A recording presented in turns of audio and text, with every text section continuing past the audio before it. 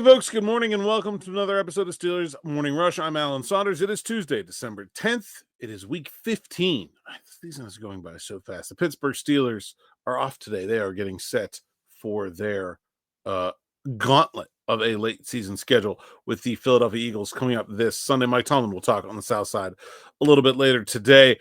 I want to talk about Steelers quarterback Russell Wilson today. And I really this came from an interaction from I think it was someone on Twitter who said that this Steelers team really reminds them of the early 90s Steelers, like 94, 95 Steelers.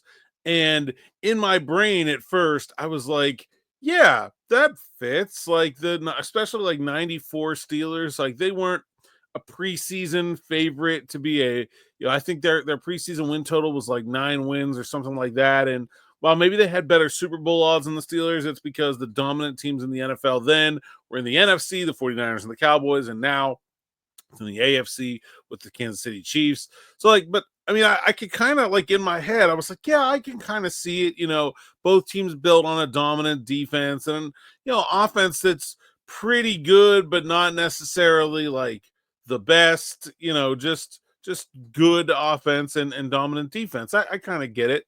And then I kind of started looking into the comparison a little bit more, started looking at the numbers, and I realized that comparison way, way, way underrates Russell Wilson. And that like Neil O'Donnell, of course, was the quarterback for the Steelers and he was like basically a dead league average quarterback. Like, he was fine, but he wasn't great. He was, if you start sorting by, statistics, you're getting him in the middle of the road most of the time. Russell Wilson is like comfortably in the top 10 in almost every quarterback statistic there is. And not only that, the Steelers are getting the best version of Russell Wilson that's been around for quite some time. I ran through his numbers since he has his best quarterback rating and sack percentage since 2021.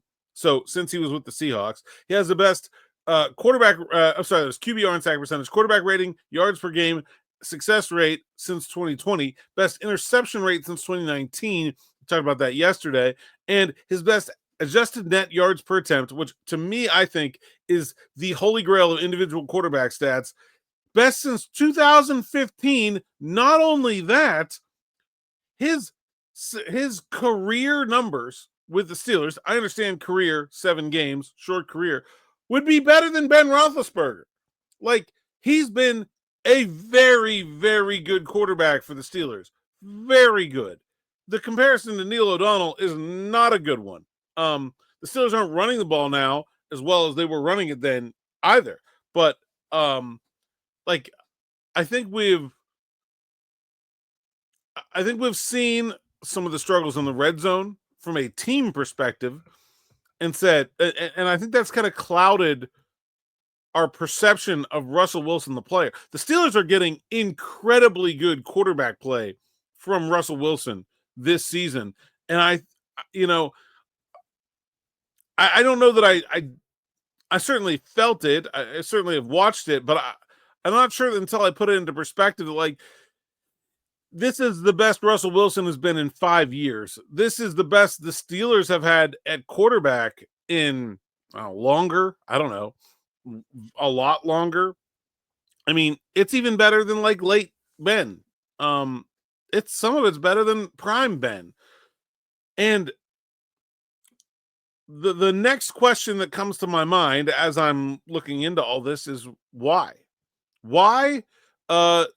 I know why Seattle wanted rid of him, right? It was a contract thing, and it was a conflict thing between him and Pete Carroll, and they were ready to move on.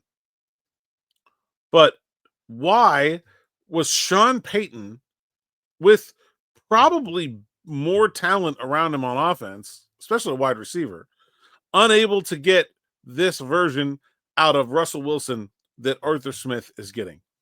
And I think it's all about fit and how much of the load is being placed on the quarterback. Sean Payton had all of his success with Drew Brees. Now, you could look on the surface and say Drew Brees and Russell Wilson are fairly similar quarterbacks. They're both a little bit smaller. They're both kind of mobile, but like kind of like mobile and throw, not mobile and run guys. But they're fundamentally very different passers of the football. Drew Brees excels at short area passing, hyper accurate, get the ball out, one read, go, go, go. He's a point guard, right? He's just making the passes. Russ is all about the moon ball. It's all about the deep shot. And the way you need to utilize them is very different. And what Arthur Smith wants to do, the Steelers are, despite their lack of rushing success, among the league leaders in rushing attempts this year.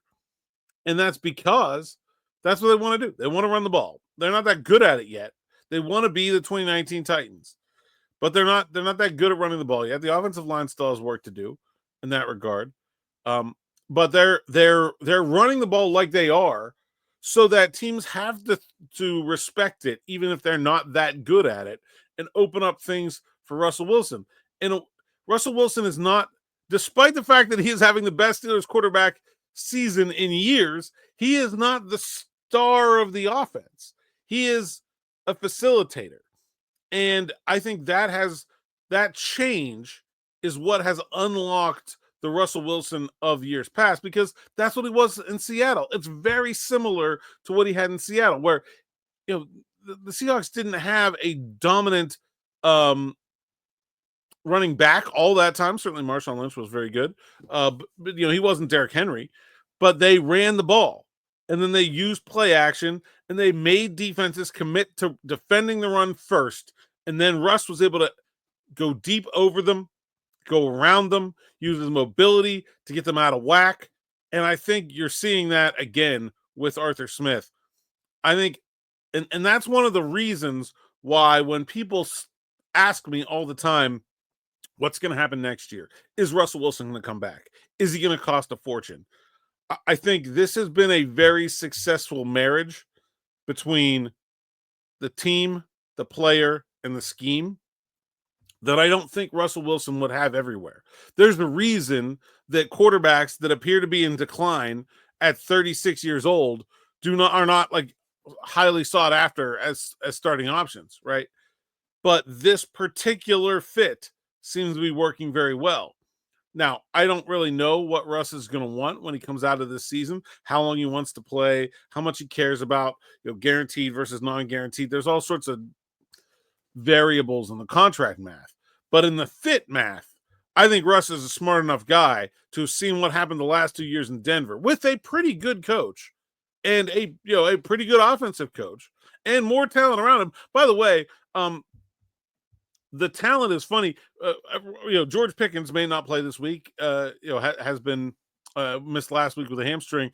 It would be easy to say, oh well, Russ's passing is just because he's just chucking it up to George Pickens, and 14's doing all the hard work, and it's just anybody could be doing that. Here are the passer ratings by receiver targeted for Steelers quarterbacks this year. Mike Williams, perfect, 158.3. Pat Freiermuth, 139.2. Ben Skoranek, Calvin Austin, Connor Hayward in the 1-teens. Van Jefferson, 106. Brandon Johnson off the practice squad, 104. Najee and Jalen, both exactly 94.7. Darnell Washington, 94.4. George Pickens has the 11th best passer rating when targeted on the Steelers right now. The only guys with worse passer ratings when targeted are Scotty Miller, Michael Pruitt, and Cordell Patterson. So it's not George. It's Russ. It's the offense working. And so I think he's going to see this fit and understand that this is a good place for him to stick around for a little while. I don't know how long he's going to be able to continue to perform at this level. He is 36. That is towards the end of a quarterback's usable playing career. But, man, I don't see any reason why the Steelers couldn't make a similar kind of run to what they did in the late 90s with even better offense, right? Like, they have a great defense. They could run the ball a little bit better. And they have this passing offense, heck yeah. Now, again, they have the additional obstacle to overcome. Those 94, 95 teams, one makes it the Super Bowl, one makes the AFC Championship game in a very down AFC. These Steelers are going to have to go into the postseason and deal with the Chiefs and the Bills. And even the Ravens are a good team, even if the Steelers seem to have their number. It's a little bit different. But Could they go on that kind of run? Yeah. Yeah, I think they could. I think that like that part of the comparison turns out to be valid, even if I think it's a little bit underrating Russ's contributions. That's all I got for today. More from Mike T on the South Side a little bit later, then back here with me and Smitty, 6 p.m. Steelers Afternoon Drive. Make sure to like, subscribe, hit that bell for notifications on the YouTube platform. Leave us a review if you're listening somewhere else. And yeah, until next time, thanks for listening. Thanks for watching. Enjoy.